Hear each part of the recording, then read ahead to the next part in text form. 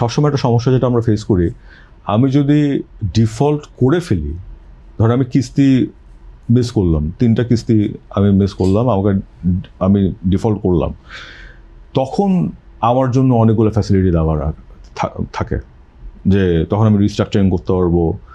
আমার ধরেন যে লোন ছিল ওটা আমি ব্যাংকের সাথে কথা বলে 10 বছর করতে পারবো, মানে অনেক কিছু করা যায়। But I have to default. এখন জিনিসটা হলো যে আমাদের একটা জিনিস লাগবে, যে এক্সিস্টিং ব্যবসা, যে এখন আমি ডিফল্টের পথে, মানে আমি যাচ্ছি, আমি ডিফল্টার হতে যাচ্ছি, কিন্তু আমি ডিফল্টার হতে চাচ্ছি না। আমি চাচ্ছি যে যাতে সব কিছু ধারাবাহিকভাবে যাতে ব্যবসা বাণিজ্য যাতে চালাতে পারি। ওনাদের জন্য কোনো ইয়ে কিন্তু এখন পর্যন্ত আমরা ওরকম দেখিনি।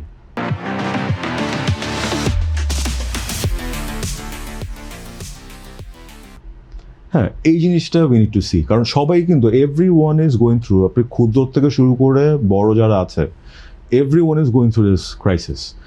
আমাদেরকে যদি একটা অপরচুনিটি দেওয়া হয় রিস্ট্রাকচারিং করার, লং টার্ম সার্ভিসিং করার, ইন্টারেস্ট রেট যদি ইভেন এটাও থাকে, তাহলে কিন্তু it will have a positive outcome.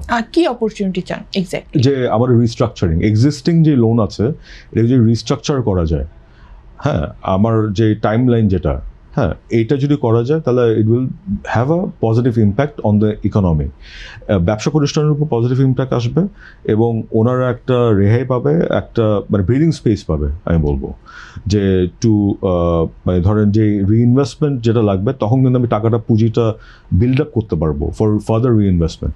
আর আরেকটা জিনিস হলো যে সামনে কিন্তু একটা বড় চ্যালেঞ্জ আসছে এই বছরে, যেটা এই জায়গাটাতে একটা কন্ট্রাডিকশন আছে, যে এলডিসি গ্র্যাজুয়েশন আমরা সবাই জানি যে এই বছর আমরা এলডিসি গ্র্যাজুয়েশন, কিন্তু সরকার এটার জন্য আবেদন করেছে যাতে 3 বছর আবেদন করেছে, কিন্তু এটা যদি আমি যদি ধরে নিই যে এটা আবেদন গৃহীত হবে, ওটা একটা জিনিস।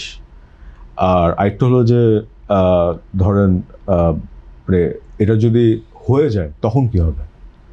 তো they should be both sides. আমি ধরেই নিব যে ওয়ার্স্ট কেস সিনারিও হবে যে ওরা আবেদনটা রিজেক্ট করবে, তো ওইভাবেই কিন্তু করতে লাগবে। তো এলডিসি গ্র্যাজুয়েশন যেহেতু এখনও কোনো ডিসিশন আসেনি, আমি ধরে নিচ্ছি যে এটা আমি গ্র্যাজুয়েশন করব, কারণ ওটাই আমার ওয়ার্স্ট কেস সিনারিও। তো ওটা যদি ওই আলোকে আপনার এলডিসি গ্র্যাজুয়েশন করার জন্য যে ইন্ডাস্ট্রি যে প্রস্তুতি, যে জিনিসগুলো লাগবে, ওটা কিন্তু এই বাজেটে there has to be reflection. যেমন একটা লং টার্ম মানে একটা এলডিসি ট্রানজিশন ফান্ড, এটা কিন্তু আনফর্চুনেটলি আমরা বাজেটের কিন্তু আমরা অনেক ডিসকাশন শুনছি যে ট্যাক্স বেস বাড়ানো হবে, এটা করা হবে, ওটা করা হবে, কিন্তু এলডিসি ট্রানজিশন ফান্ড এটার কিন্তু আমরা কোনো এখন পর্যন্ত শুনিনি যে বাজেট আছে। অ্যান্ড এই বাজেটটা কিন্তু এই সরকারের জন্য, মানে আপনি যেগুলো বলেছেন সব কিছু নিয়ে কিন্তু মানে না, মানে মেইন যে পয়েন্টে চলে আসে, this budget will be one of the most important budgets for বাংলাদেশের ইতিহাসে। কারণ আমরা একটা বড় একটা মোমেন্টাস জিনিসের আগে দাঁড়িয়ে আছি, যেটা এলডিসি গ্র্যাজুয়েশন।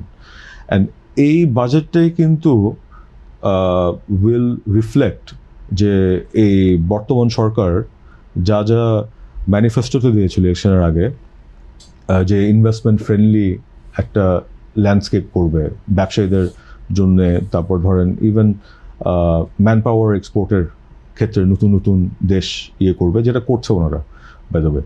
তো এই জিনিসটা মানে এবারে কিন্তু এই জন্য এই বাজেটে সবচেয়ে বড় মানে প্রায় 3 লাখ কোটি টাকার মতো হচ্ছে খুব বরাদ্দ রাখা হয়েছে। কিন্তু সে মানে একটা প্রয়োজনীয়, কিন্তু এটা আসলে কোথায় ইউজ করা হবে পরিকল্পনা নেই, এরকম কিন্তু একটা বরাদ্দ রাখা হয়েছে।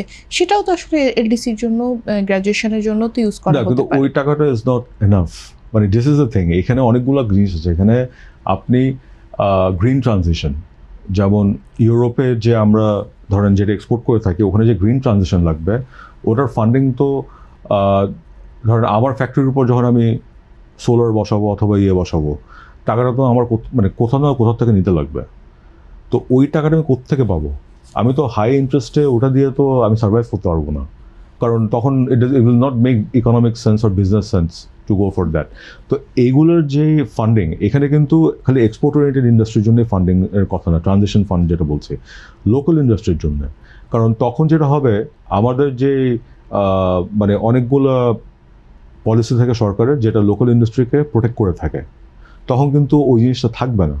তো যেহেতু থাকবে না, তখন ওই যে পণ্যটা আমি ধরুন বাইরে থেকে ইম্পোর্ট করি এখন, এটা 2 বছর পরে বাংলাদেশি মানে ধরেন বানানো হবে, ইম্পোর্ট সাবস্টিটিউট ইন্ডাস্ট্রি, এটার গড়ে তুলতে লাগবে। তো ওটারও কিন্তু একটা পলিসি সাপোর্ট লাগবে, ওনারও কিন্তু একটা ট্রানজিশনারি ফান্ড লাগবে। সো এই জিনিসগুলো ইজ ইম্পর্টেন্ট। অ্যান্ড এই বাজেট যেটা বলছিলাম যে is the most important budget বাংলাদেশের হিস্ট্রিতে, আমি বলবো রিসেন্ট মেমোরিতে, বিকজ এইটা উইল গিভ অ্যান ইন্ডিকেশন যে মানে সরকার কোন দিকে যাচ্ছে।